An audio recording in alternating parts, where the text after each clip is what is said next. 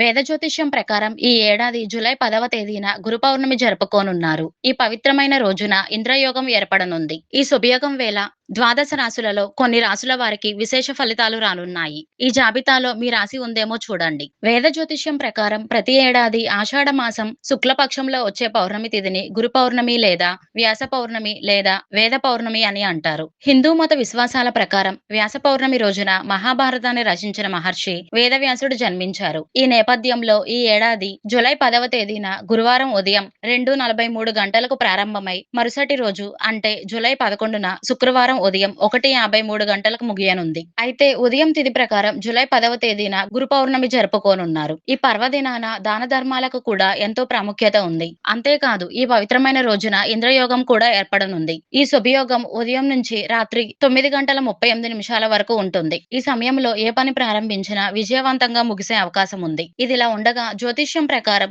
గురు పౌర్ణమి వేళ బృహస్పతి మిథున రాశిలో సంచారం చేయనున్నారు. ఈ సందర్భంగా గురు పౌర్ణమి వేళ ఏ రాశుల వారికి అద్భుతమైన ప్రయోజనాలు కలగనున్నాయనే పూర్తి వివరాలను ఇప్పుడు తెలుసుకుందాం. కుంభరాశి. గురు పౌర్ణమి వేళ ఇంద్రయోగం ఏర్పడే సమయంలో కుంభరాశి వారికి అద్భుతమైన ఫలితాలు రానున్నాయి. ఈ కాలంలో మీ శక్తి సామర్థ్యాలు పెరుగుతాయి. మీరు భాగస్వామ్యంతో వ్యాపారాలు చేస్తుంటే మీ ఆదాయం పెరిగే అవకాశం ఉంది. ఈ కాలంలో మీ స్నేహితులతో ఆనందంగా గడుపుతారు. ఆధ్యాత్మిక కార్యక్రమాల్లో ఎక్కువ సమయం పాల్గొంటారు. మీ వైవాహిక జీవితంలో ఉండే విభేదాలన్నీ తొలగిపోతాయి. మీ భాగస్వామితో చాలా ఆనందంగా గడుపుతారు.